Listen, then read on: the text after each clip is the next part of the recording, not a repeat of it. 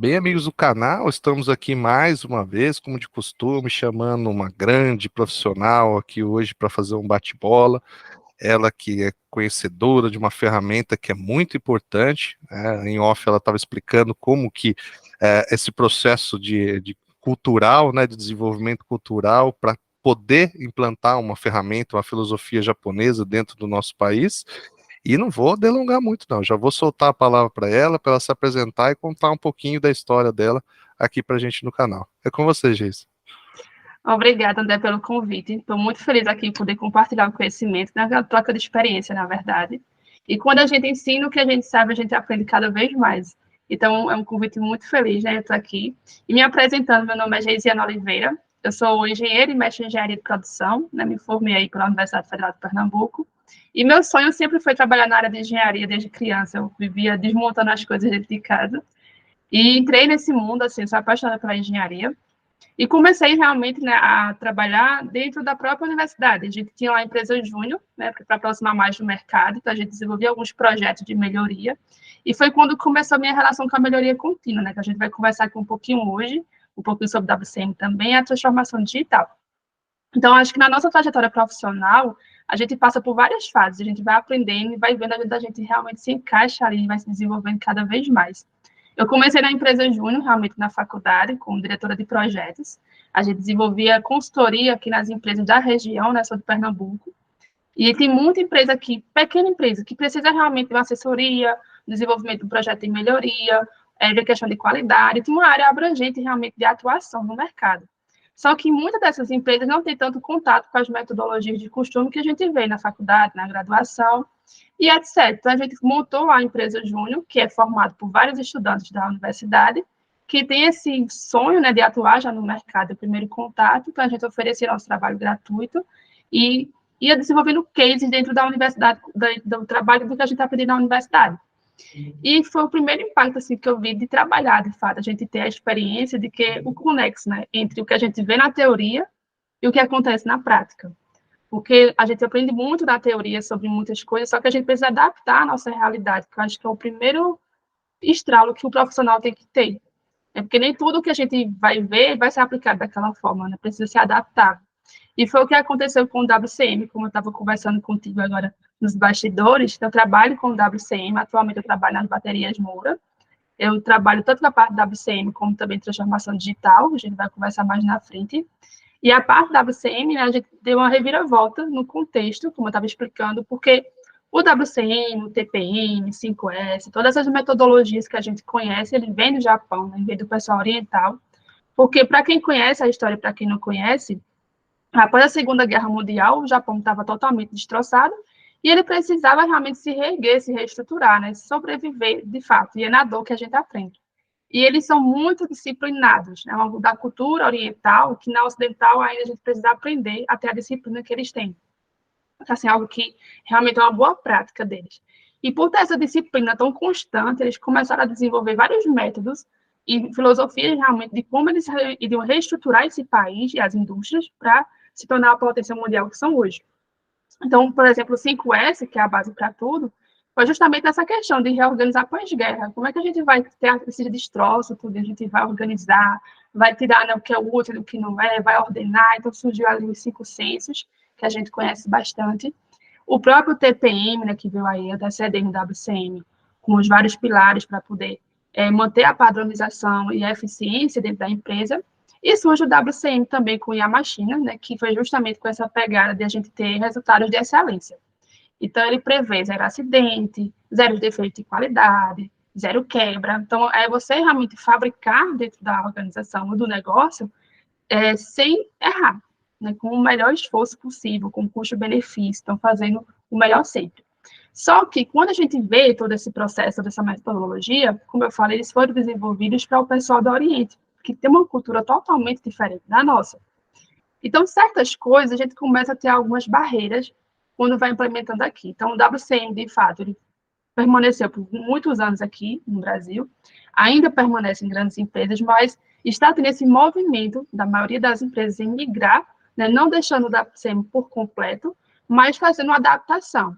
Então, a gente tem aqui do lado uma metodologia que é muito boa, porém ela precisa de alto investimento, e mudar realmente totalmente a cultura da empresa, porque a gente precisa ter muita disciplina para manter aqueles pilares, né, de logística, de qualidade, manutenção e etc. Então, cada um deles tem vários critérios que a gente precisa manter, e a gente tem aqui do lado a nossa cultura, e começa a entrar em algumas impasses, né? Como a gente vai ter essa relação de custo-benefício? Será que vale a pena realmente eu investir tanto nesse programa para manter esse resultado, ter essas dificuldades todas? A gente começa a pesar na balança o que é viável, o que não é, e aí está tendo esse movimento de cada empresa formar o seu próprio WCI. Então, como é que acontece? A gente pega o melhor da metodologia tradicional e adapta ao nosso contexto, de acordo com a cultura da organização. Então, por exemplo, o plano de melhoria contínua, né, de melhoria focada, o FI, tem muitas boas práticas que a gente desenvolve. Mas como a gente também desenvolve projeto aqui dentro da nossa organização, qual é a nossa cultura? Então, vamos adaptar. E a gente começa a fundir e formar nossos próprios pilares. Então, está tendo esse movimento realmente em todas as empresas aí, a maioria, que eu tenho convivido, que eu tenho viajado, fazendo benchmark, que realmente está tendo essa adaptação e está fluindo melhor. Né? Então, esse é o primeiro ponto que a gente vê assim, que o ciclo ele é adaptável. Né? Então, assim, nunca a gente vai continuar na estabilidade, na mesma coisa. E o profissional, aquele profissional do futuro, ele precisa se adaptar, ele precisa se aperfeiçoar para passar por essas mudanças. E aí, falando nisso, a gente já começa a falar um pouquinho de transformação digital, né? Que acho que é o tema central aqui da nossa conversa hoje. Como eu falei para vocês, eu sou engenheira de produção de formação de base. É bem engraçado, porque a minha formação na faculdade foi na área de engenharia da manutenção. Eu era apaixonada por manutenção, acho que era um pouquinho doida também. E aí, o que acontece? Eu trabalhei um pouquinho só, mas quando eu fui para a área do mercado, eu trabalhava com gestão da produção. Então, como otimizar o processo, o PCP, com qualidade. Eu nunca trabalhei, de fato, com manutenção em si. E aí, trabalhei em algumas organizações, e aí eu comecei, eu quero fazer o mestrado. Aí, fui fazer o mestrado para me aperfeiçoar também cada vez mais, e fazer isso aqui, que é ensinar, que é o que eu gosto também. E fiz o mestrado, e quando acabou meu mestrado, foi no meio da pandemia. Então, foi um susto, assim, porque as empresas não estavam contratando, eu queria voltar para a indústria. E eu comecei até a criar conteúdos, né, com você mesmo faz essa prática aqui no canal, que é muito bacana, e é uma visibilidade para todo mundo. E aí eu fui convidada para trabalhar com consultoria em uma empresa aqui da região, trabalhei, fiz a parte de otimização dos processos. E depois eu recebi, né, o convite, passei no processo seletivo para trabalhar onde eu estou atualmente, na Baterias Moura, para trabalhar com gestão, que aí eu acho que foi o grande passo da minha carreira, porque a área de gestão é uma área muito abrangente. Então, você dá suporte à gestão de toda a organização, você lida com todas as áreas, desde a área de produção, a manutenção, a qualidade, a própria gerência. É uma área muito estratégica, né, que a gente serve de suporte e está desenvolvendo ali toda a parte de gestão de indicadores, de estratégia realmente para a gente obter o melhor resultado. E dentro desse contexto, quando eu fui contratada para trabalhar nessa área, eu tanto fazia atuação dentro do próprio WCM, né, tocando essa parte da metodologia, de fazer essa transição também para o nosso próprio contexto, de dar suporte aos pilares e até tocar o pilar. Eu também sou líder do pilar de melhoria focada. Mas aí eu comecei a ver que tinha muita coisa na rotina que era muito operacional. E era igual, isso aqui, quando a gente vai fazer o mapeamento do fluxo de valor, não agrega valor, né? Então, por exemplo, vou dar um exemplo que acontecia muito e acontece em muitas empresas. A gente, no dia a dia, na rotina industrial, quem trabalha na indústria sabe, a gente tem muito formulário físico. Então, os operadores estão lançando a questão de, quando tem um sistema automático, né, para lançar as paradas, então anota parada, ou então uma inspeção de qualidade, está ali anotando. A gente tem uma questão chamada etiqueta, então tem lá todas as máquinas funcionando. Então, quando tem uma anomalia numa máquina, um vazamento de óleo, um fio desencapado, alguma anomaliazinha, o operador vai lá e coloca uma etiqueta para sinalizar que naquele ponto ali tem um pequeno problema, que quando vai somando várias etiquetas dessa, pode estourar um problema maior na manutenção. Então, assim, a gente tem uma gama de informações gerando aí todos os dias na planta, né, no plantão ali todinho da empresa. E o que fazer com esses dados, né? Como estratificar da melhor forma? Então, não tinha essa gestão, não tinha esse contexto. Então, todo dia surgiam ali muitos formulários. A gente tem formulários, por exemplo, de versão de ponta a ponta, que o grupo autônomo fazia. Tinha os próprios Kaizen, essa gestão de melhoria. Então, imagina que eu recebi uma pilha de papel, né, todos os dias para lançar em uma planilha de Excel normal. E era muito operacional, então a gente recebia aqueles formulários, lançava no Excel, mas não fazia uma gestão, não fazia uma questão de como eu extrapolar esses dados para obter uma decisão estratégica, por exemplo, né? Porque os dados têm que ser utilizados de forma inteligente, e não só ser um bando de dados ali arquivados em um arquivo, né? Eu preciso usar eles ao meu favor para fazer uma previsão, para fazer até uma predição possível, né, se antecipar uma possível falha, um possível problema que possa surgir. E tinha essa dificuldade. E aí eu me questionei como profissional nessa época, de como eu poderia otimizar o meu trabalho, que nós engenheiros somos muito assim, né? Tá buscando, identificando a oportunidade de melhoria, ver um problema que ela vai resolver. E foi quando a gente estava nesse contexto ainda no final de pandemia, então estava muita coisa ainda assim incerta. Mas uma coisa que a pandemia trouxe foi essa questão do boom do uso da tecnologia. Até para as pequenas empresas, elas tiveram que se reinventar. Porque estavam funcionários de home office, estava tudo muito louco, então as empresas tiveram que aprender como entregar um produto, vender de forma diferente virtual. Então, acho que foi assim, um divisor de águas para todo mundo. E nesse contexto, né, a gente começou a estudar um pouco mais sobre tecnologia. Então, eu comecei por curiosidade, na minha casa mesmo, a estudar sobre como otimizar processos de forma tecnológica, né, digital. E aí tem algumas ferramentas no code e low code, porque não necessariamente para você desenvolver um aplicativo hoje em dia, por exemplo, você tem que saber programar, você tem que ser formado em TI. Hoje, né, com todo o avanço, a gente pode desenvolver aplicativos com baixo código. E aí eu comecei a ver umas coisas no YouTube, e aí achei ela bacana, posso levar para o meu contexto, será que dá certo? Aí desenvolvi o primeiro aplicativo, não lembro como hoje, que era um checklist para fazer auditoria. E quando eu fiz essa, agora eu vou mostrar para o meu gestor para testar, né? E aí eu cheguei, eu só, olha, teste para ver se funciona. Se der certo, a gente vai tirando aos poucos essa questão da auditoria ali, que a gente fazia. E deu certo, super certo. Então, eu comecei a estudar, me aprofundar cada vez mais nesse sisteminha. Hoje eu utilizo o próprio Power Apps, que é muito conhecido, que você pode fazer vários aplicativos aí com baixo código. E eu comecei a dizer, então, se eu conseguir isso, eu posso avançar para uma coisa maior. Então, começamos a desenvolver outros aplicativos. E aí eu comecei a meio que migrar de carreira, não ficar só focado na parte de melhoria contínua, mas para a área de como transformar digitalmente esse processo. E começamos a avançar, então fui puxando o pessoal, digo, tem isso aqui é bacana. Ia fazendo um produto, um protótipo, né, o MVP, pegava uma turma ali de 5, 6 operadores, começava a treinar o aplicativo, e começamos a desenvolver.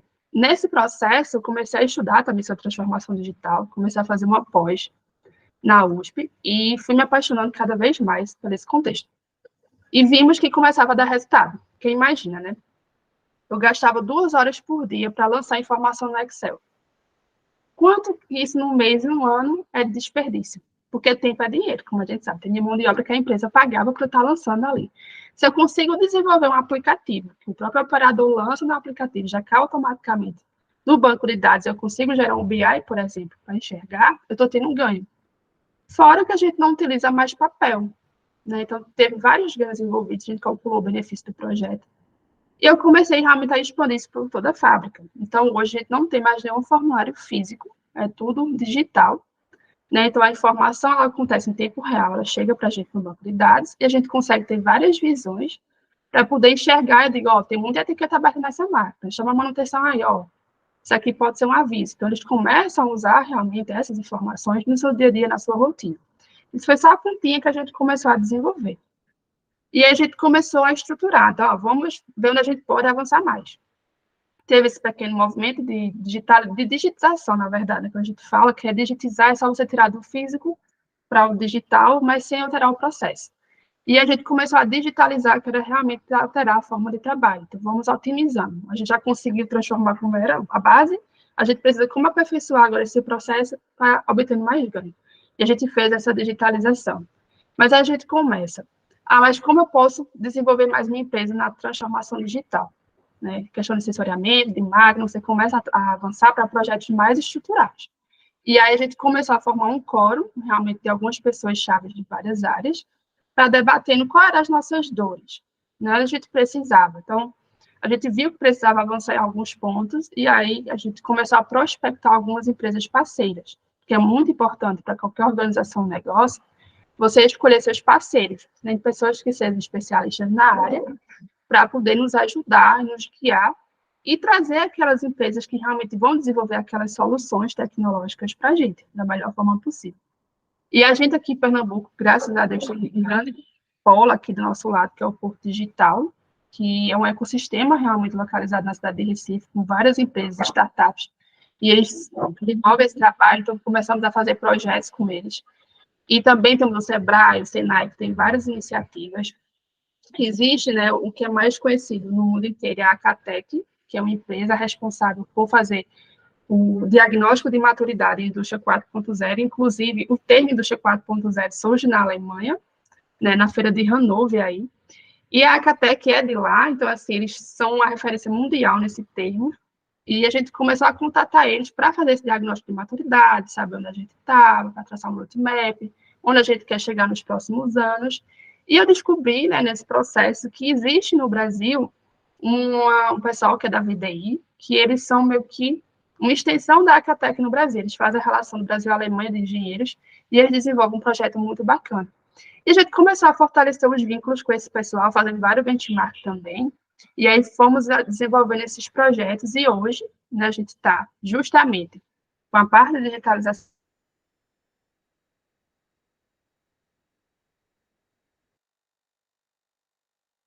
que demorava para ser atualizado, só com a auditoria, né, que a gente sabe, e hoje são TVs, então a gente está colocando TVs na área de toast, para o pessoal acessar um BI, ver os indicadores, todos os dias esse BI atualizado, e o ganho é que a gente tem a informação em tempo real e transparente. Então, assim, qualquer pessoa da operação, da manutenção,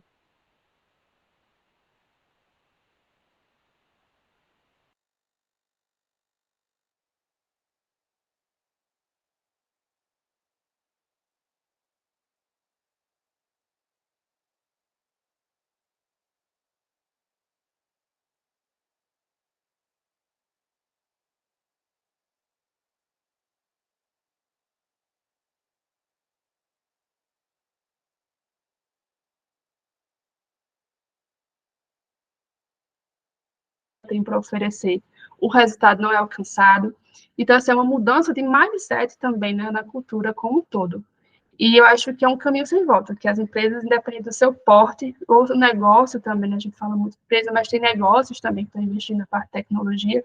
Hoje, quem é da área de direito sabe que tem audiência online, tem todo o processo de se trabalhar, é totalmente diferente do que anos atrás. E, assim, a tendência, quando você vai ver essa área, é cada vez mais avançar, e você fica até assustado, né? Onde a gente vai chegar com tudo isso?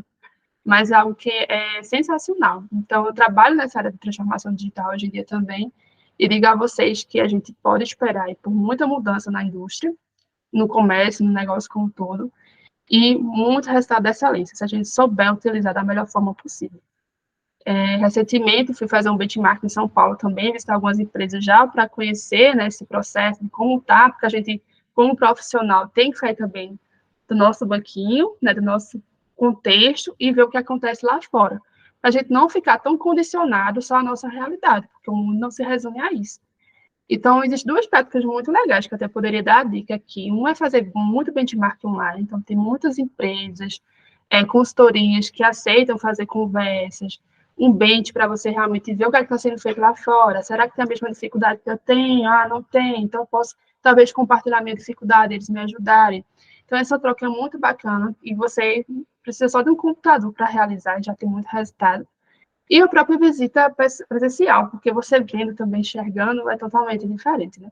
E aí eu fui para São Paulo visitar algumas empresas, foi fantástico. Então, assim, eu vi que a gente está no caminho certo, a gente precisa avançar, mas tem empresas que já estão um passo mais à frente do que outras, tem empresas que estão desenvolvendo coisas que eu nem imaginava, então tem uma que eu conheci agora há pouco, em São Paulo, que eles até ganharam o prêmio de inovação na CNI, que é a Paranoá, que eles estão desenvolvendo coisas até para tipo, saber identificar no próprio operador, no próprio funcionário da empresa, uma possível doença psíquica.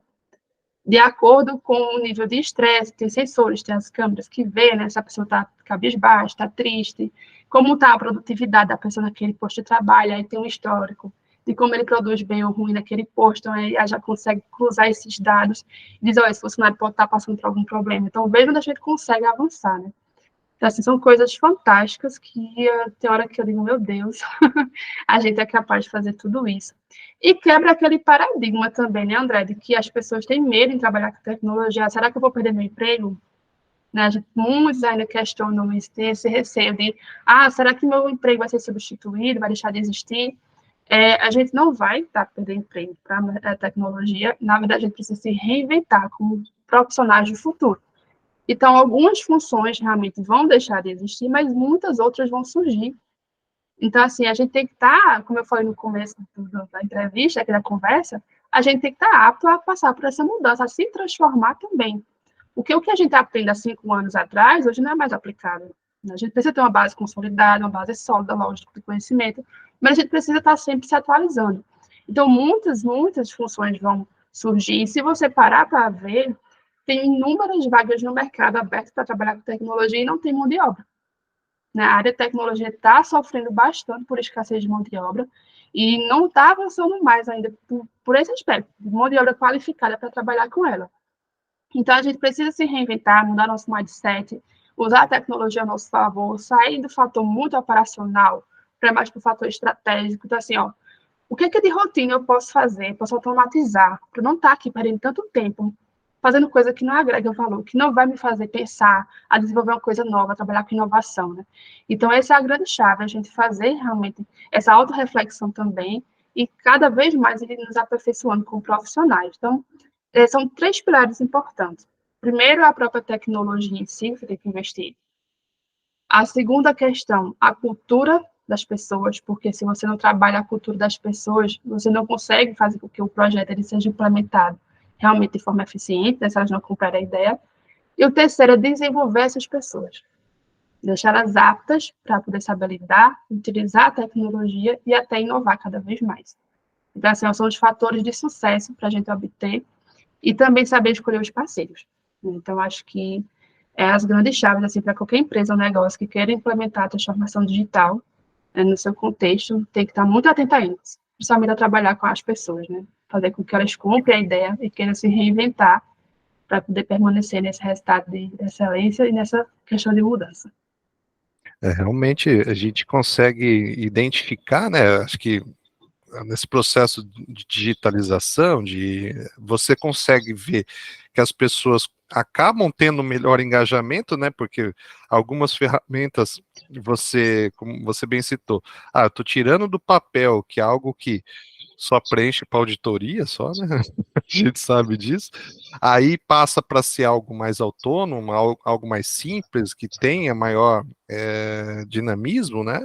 E aí a pessoa começa a aprender algo novo, algo diferente, se sente um pouco mais competente e aquilo tal traz um brio, né, para o operador. Ele começa a se sentir mais parte do negócio. Uhum. Quando tem lá o processo de gestão à vista, o cara já está entendendo que a linha de produção dele está ali sendo acompanhada, ele mesmo pode acompanhar, não precisa receber um feedback do gestor dele, muitas vezes vir de forma incisiva ali, é uma cobrança, ele mesmo já vê, opa, a gente precisa melhorar, precisa evoluir, aí acaba trazendo esse engajamento melhor. Por consequência, o treinamento acaba sendo mais assertivo, né? Porque eles aderem melhor a esse treinamento e a capacitação acaba se desenvolvendo melhor. E é uma tendência da geração Z, né, Jesus? Não tem Isso. jeito. Se a gente também tem que amoldar esse mundo para essa nova geração, que eles querem as coisas mais rápido, a informação mais latente, eles não querem mais papel, eles querem receber no WhatsApp lá, sua produtividade hoje foi baixa, seu indicador individual foi esse, né? E eles Uhum. saberem para o outro dia o que eles podem performar. E um negócio bem bacana, realmente, que você comentou, a gente tem a empresa que meu pai trabalha tem essa sistemática também, de parceria com startups, né? Isso. Porque, assim, a atividade fim, por exemplo, da Moura é fazer bateria, onde meu pai trabalha é fazer açúcar, né? É fazer álcool e açúcar. Então, não necessariamente precisa investir, né, numa área de TI, numa área de desenvolvimento todo para criar um aplicativo. Não, faz uma parceria ali com uma empresa que é da expertise dela fazer um aplicativo, fazer um projeto de melhoria, e você faz essa parceria, todo mundo ganha e todo mundo cresce, né? Eu acho que é Isso. bem interessante, realmente. O Open Innovation é esse caminho sem volta também, tá? A empresa abre realmente para empresas de fora desenvolver soluções para resolver suas dores. E, assim, nós temos nossa estrutura de TI também, mas temos essa parte de trabalho com parceiros, porque tem algo que precisa ser desenvolvido, né, realmente, Uhum. para a nossa empresa. Então, assim, o Open Innovation está sendo muito utilizado, né, que é a empresa se abrir para as inovações que vêm de fora, então, startups, empresas, a gente precisa atuar fortemente. Então, por exemplo, duas coisas também, né, que tem nas empresas. Primeiro, esse desafio geracional, como você bem falou. Então, a gente tem pessoas aí de 16 anos que entram no Jovem Aprendiz, mas temos funcionários de 50 e poucos anos que têm 30 e poucos anos de casa. Então, como lidar com essa diferença, esses perfis diferentes? Então, a forma que um jovem aprendiz quer receber a informação, ele age também é totalmente diferente de uma pessoa de 50 e 60 anos, que está ali fazendo aquele trabalho há 30 anos da mesma forma. E aí chega a gente com essa transformação, né? Como fazer isso? Por isso que eu falei que as pessoas é tão importante. Então, você tem que saber, primeiro, conhecer o perfil de cada geração dessa, saber como cada um é conquistado, que a verdade é a gente conquistar a pessoa para poder ela comprar a ideia que você está propondo e tocar, né, aceitar esse desafio com você e saber manter o equilíbrio. E uma coisa bacana que eu me surpreendi, não só nessa empresa que eu trabalho agora, em outras empresas, é que eu tinha o preconceito, o preconceito, é o preconceito de alguma coisa, né? De que as pessoas com mais idade elas tinham mais dificuldade em aceitar a mudança. E eu fui surpreendida duas vezes, né? Na que eu estou atualmente, existe um senhor, que é um dos nossos operadores mais antigos, que ele se tornou o mais desenrolado de todos os operadores da planta. E ele ensina os mais novos a utilizar os aplicativos, o BI. E é, assim, uma excelente pessoa, sabe? E eu digo, olha isso. Porque tem uma coisa nas gerações mais antigas que os novos não têm, né? Que é a paciência. Eles têm paciência para aprender direitinho e ensinar. A gente que vai ver. Aí eu já estou nem tanto, né? Eu já tenho 30 anos. Mas essa galera de 20 anos é tudo muito assim, agoniado. Então, assim, eles não têm paciência para aprender. Ah, vai fazer um negócio, não dá certo, não está prestando, não. Isso aqui, ó, não está funcionando, não. De calma, só atualizar aqui, vamos tentar devagarinho, entendeu? Então, assim, existe esse choque também cultural dentro da empresa, e é um grande desafio para os gestores também gerir isso, e para a gente que está desenvolvendo também projetos de mudança, né? Então, assim, é outro fator muito importante. E tem essa questão assim, que eu acho fantástico trabalhar nas pessoas, é porque você vê esse choque geracional, né, de como as pessoas aceitam isso.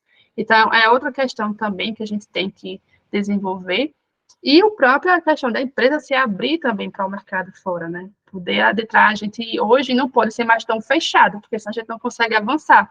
A gente precisa realmente prospectar no mercado, que aqui outras empresas têm boas soluções que podem nos ajudar, a gente fazer essa troca. E outra coisa bacana que até que você comentou também aí, é que a gente, quando coloca a gestão à vista ali, em tempo real para as pessoas, você não só está vendo o que está acontecendo na sua linha, mas você pode ter muitos insights de como desenvolver melhoria.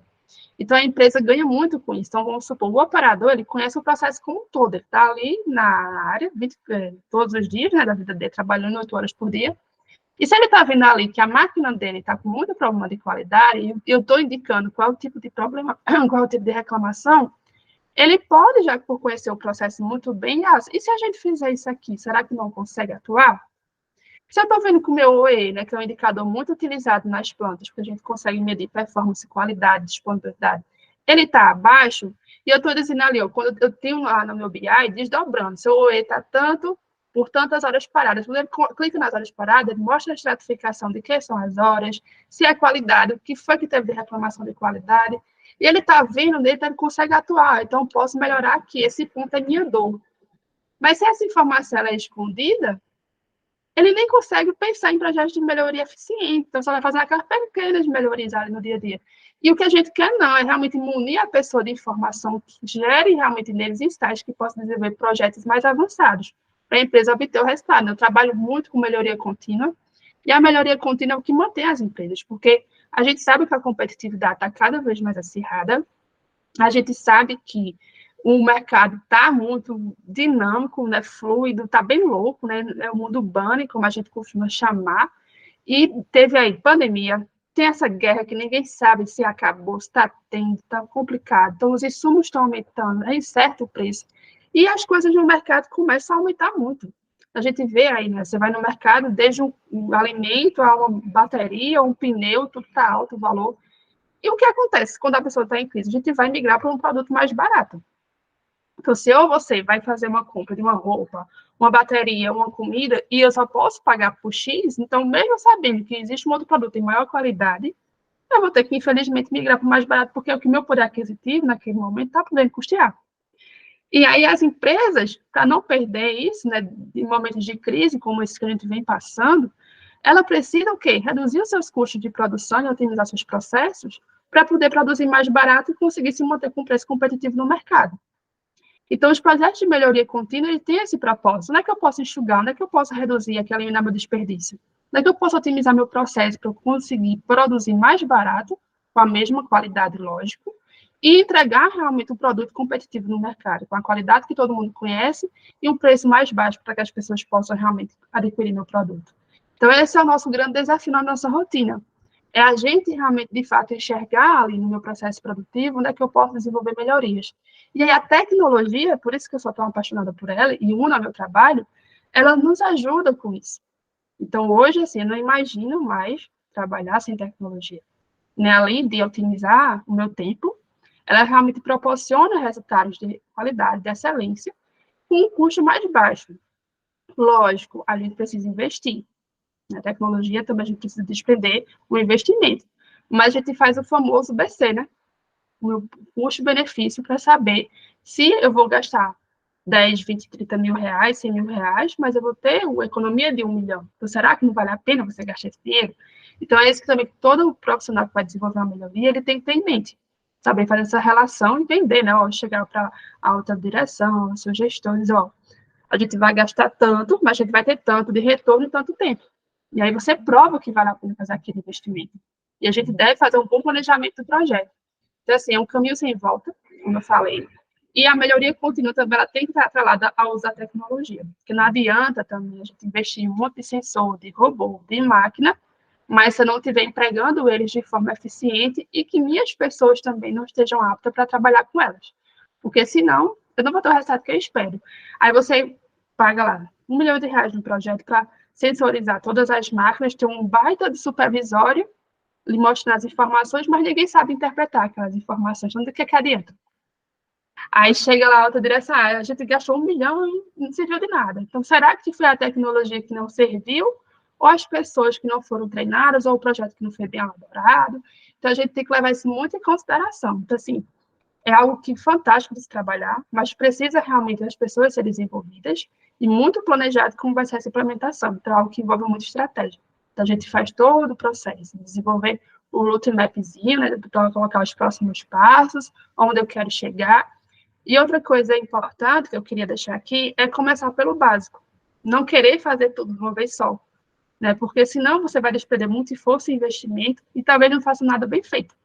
Então, vamos primeiro o quê? Organizar a casa. Qual a nossa situação atual? Tira uma famosa foto que a gente chama, né? Tira a foto daquele momento. Nós estamos nesse contexto. Nós temos essas dificuldades. A gente traça aquela lista de possíveis projetos para utilizar isso e vamos priorizar. Ah, vamos atacar essa primeira dor. Resolveu ela? Está bem feito? Está expandido? Vamos para a segunda? E assim a gente vai avançando. Então, assim, esse é o segredo do sucesso. Para a gente conseguir realmente ter o resultado da excelência e se tornar também aí muito concorrente no mercado. Muito bem, nossa, realmente eu sou suspeito de falar porque é uma área que eu também tenho uma adoração muito grande, assim, então conforme você foi falando, assim, a cabeça vai saindo, né, a mente vai vislumbrando tanta coisa que nos auxilia, né, no processo de gestão, no processo de tomada de decisão, a tomada de decisão assertiva, né? Muitas vezes a gente pega e tem dentro da análise ali de uma reclamação, de um problema que a gente enfrente, aí a gente tem aquela gama de informações, mas como você bem citou, nós temos os dados, o que fazer com esses dados? Esses dados estão corretos, né?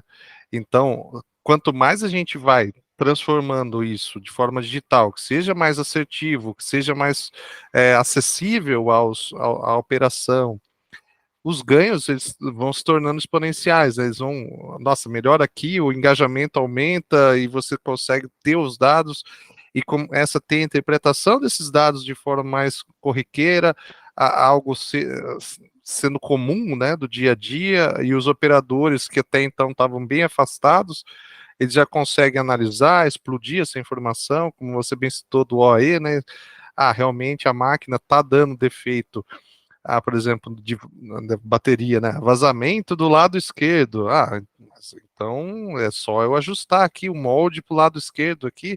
Deve ter uma pressão maior, deve ter uma molinha aqui que eu preciso regular. E o operador que está no dia a dia ali já identifica aquela falha e já consegue já tomar ação. Muitas vezes não precisa chegar até um grupo multidisciplinar e analisar todo aquele contexto, vindo de uma reclamação de cliente, né, Giz, que é tão chato, né, a gente resolver Isso. reclamação de cliente. Então tudo mais dinâmico, né, mais fácil, a coisa começa, né, correr mais rápido, parece que vira uma corrente do bem, assim, onde tudo fica mais fácil de resolver e o ambiente até fica mais saudável, né, de se trabalhar. Eu acho bem interessante tudo isso. E infelizmente nosso tempo exauriu aí, mas eu remeto novos convites, assim, porque identifiquei, assim, a oportunidade da gente fazer muita coisa legal, assim, de trazer muita coisa boa pro canal e tomara que seja o primeiro de muitos vídeos aí, que a gente continue com essa parceria aí, a gente continue crescendo um com o outro. Eu tive pouca oportunidade de mostrar minhas dores também, mas tudo que você foi apresentando ali, eu falei, nossa, quanta coisa que dá para evoluir, assim. E é realmente interessante.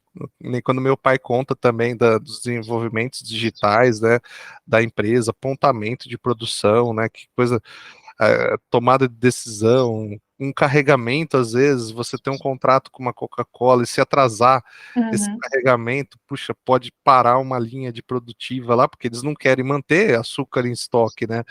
Então Sim. tem toda essa condição que ela explode até da própria empresa, ela vai para o cliente, ela vai para um fornecedor, né, que também pode receber essa informação, esse negócio de explodir, né, a informação para outros, né, puxa, um fornecedor saber também o que você tem no estoque, não é, ele é um parceiro comercial teu. Sim.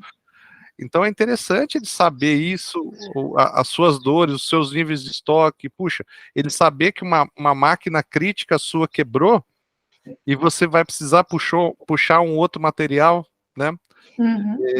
No caso da Moura, vocês produzem todo o segmento, né? Mas da Tuda, por exemplo, a gente tem o fornecedor de monobloco, o fornecedor de tampão, e às vezes não é o mesmo fornecedor, um é importado, o outro não é. Então, todas Uhum. essas dores, que se você tem essa gama digital, é muito mais fácil de resolver, a tomada de decisão acaba sendo mais assertiva, né? Isso. A E, integração, né, de fato, de toda a cadeia logística. Então, assim, no Polo Jeep, por exemplo, lá também são assim, são vários fornecedores conectados ao Polo Jeep que vão fornecendo em tempo real os insumos. E, de fato, se não tiver essa comunicação, você vai gerar um transtorno aí na sua produção, né, e acabar atrasando toda a cadeia logística. show de bola. Vamos fazer então uma proposta aí próximo vídeo, a gente toda essa integração da transformação digital dentro da logística, que daí já puxa a sardinha para o meu lado também, que os meus alunos vão gostar. Tá certo, pode Obrigado, deixar. Eu que obrigado mais uma agradeço o vez pelo vídeo. convite. Estou aqui à disposição para próximas rodadas de bate-papo, né, para a gente aprender junto. E é isso, só agradecer de fato, e a gente está aqui para aprender e ensinar. Show de bola. Obrigado. Obrigada.